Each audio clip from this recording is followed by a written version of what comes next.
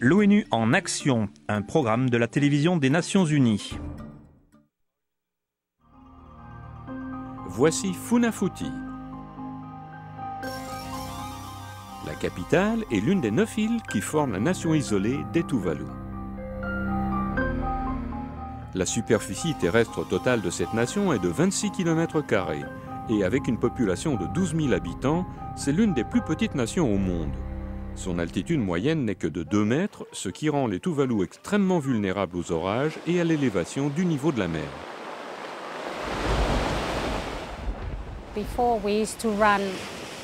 Dans le temps, nous pouvions courir en haut et en bas de la plage pour aller nager.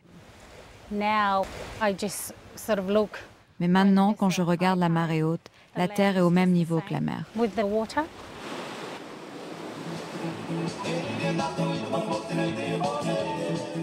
Tanguy Leo a grandi ici à Funafuti et elle est partie en Australie il y a 20 ans.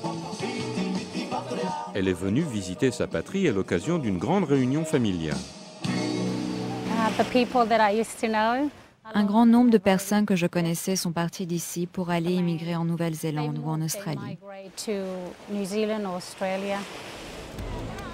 Les gens immigrent partout dans le monde à la recherche d'une vie meilleure, mais ce cas est différent. Cette histoire montre comment les habitants de 2 petites nations insulaires de l'océan Pacifique sont obligés de partir. Non pas à cause d'une guerre ou d'un désastre naturel, mais à cause de la disparition possible de leur patrie sous la mer. C'est une question de vie ou de mort. Afele Pita est l'ambassadeur des Tuvalu aux Nations Unies.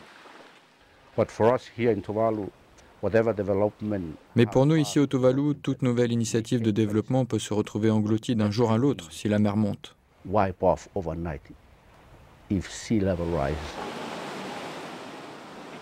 catastrophe semble être imminente si les marées continuent de monter.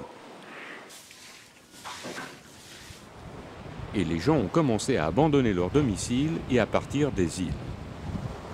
La plupart des membres de la famille de Tanguy sont aussi partis, comme son frère Tiakini Penaya qui vit maintenant en Nouvelle-Zélande.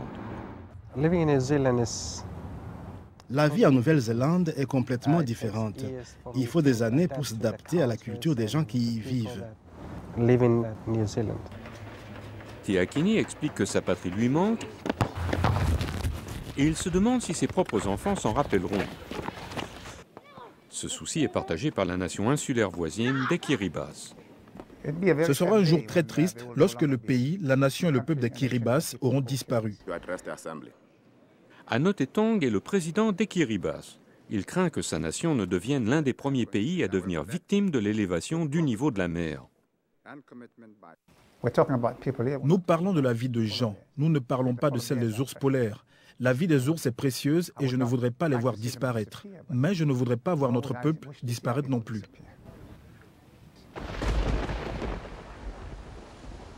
L'élévation du niveau de la mer et les vagues exceptionnellement grosses menacent la population des Kiribati d'une centaine de milliers d'habitants qui vivent sur 33 atolls dispersés dans une vaste zone au long de l'équateur dans l'océan Pacifique.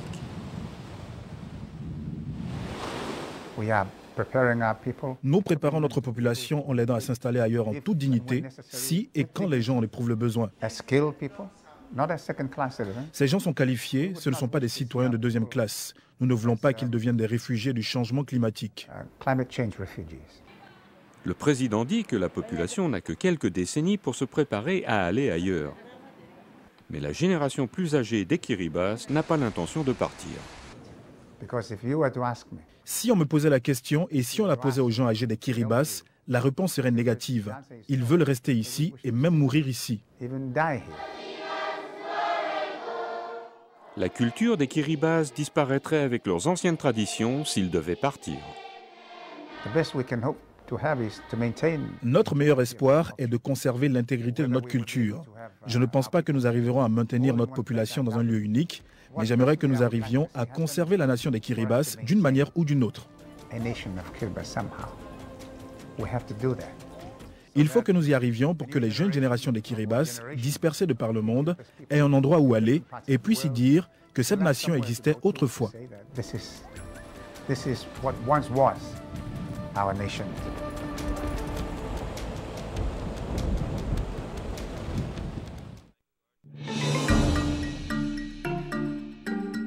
Ce reportage a été préparé par Sacha Gorichek pour les Nations Unies.